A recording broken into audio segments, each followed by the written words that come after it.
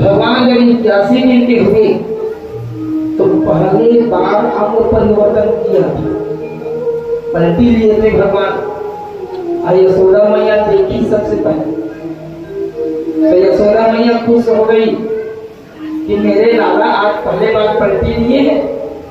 तो देखो उस समय कितने भोली भोली भोली भाली थी मैया यशोदा। मैया निरंतर इस समय की प्रतीक्षा करती रहती थी, कब मैं गांव वालों को बुलाऊं, ऐसा कैसे अवसर आए कि मैं सभी गांव वासियों को बुलाऊं और अपने घर भोजन कराऊं। यही भाव रखती थी यशोदा मैया। अब उनके साथ केवल एक ही लाला को था अवसर के लिए। लाला ने जब अंग परिवर्तन किया था तो पूरे ग्राम वालों को, गोकुल वासियों को मैया ने निमंत्रण दिया था कि सब मेरे घर आना, आज मेरे लाला ने पहले बार अंग परिवर्तन किया है। धन्य है माँ, भोली भाली है यशोदा। अब हुआ क्या, अब मैया तैयारी में लग गई, क्योंकि निमंत्रण दिया गया है, भोजन बनाना था सबको, सबके लिए।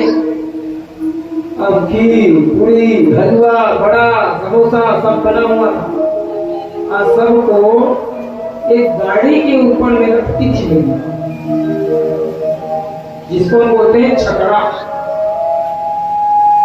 तो उसी के ऊपर रख रही थी। अब मैया ने कन्हैया को उसी छकड़े के नीचे में एक कपड़ा लेकर लिटा दिया। अब काम में व्यस्त हो गई मैया। अब समय पाया, एक सकटासुर नाम का राक्षस आया और उसी छकड़े को समाहित हो गया। अब लाला को मारने के लिए प्रयास किया। गाड़ी को जैसे ही दबाया, कन्हैया समझ गए ये मुझे मारने के लिए आया है। तो सोचिए उस समय भगवान कितने दिन के थे, 81 दिन के।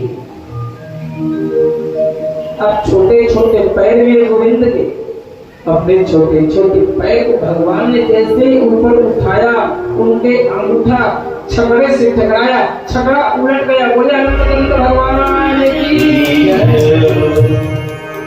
अब जितना भोजन पानी बनाया था सब मिल गया एक में। अब मैया यशोदा आई, देखा कि मेरे लाला को क्या हो गया है। लाला को हुआ नहीं है कुछ। गाड़ी के ऊपर में जितने सामान भोजन पकवान बना करके रखे थे सब उलट फेंका गए, इधर उधर निकल गया। अब वहीं के पास में 204 ग्वाल बाल सका खेल रहे थे। उन्होंने कहा मैया रे, ए मैया, ये तेरो छोटो सो लाला है ना, या कोई इतना बल भयो है मैया। इन्होंने गाड़ी के छकड़े को पलट दिए है। मैया ने कहा अरे लाला तुम झूठ क्यों बोलते हो, मेरो लाला इतना छोटो भयो है, मेरे लालों में इतना ताकत कहां से आयो। नहीं तुम झूठ बोले। मैया हमने अपने आंखों से देखा है कि तेरो लालों ने गाड़ी छकड़े को पलट दिया। मैया को क्या पता कि पिता है, इन परिवर्तन परमात्मा मैया को क्या विश्वास नहीं थे उनके बातों पर। इस प्रकार मेरे गोविंद ने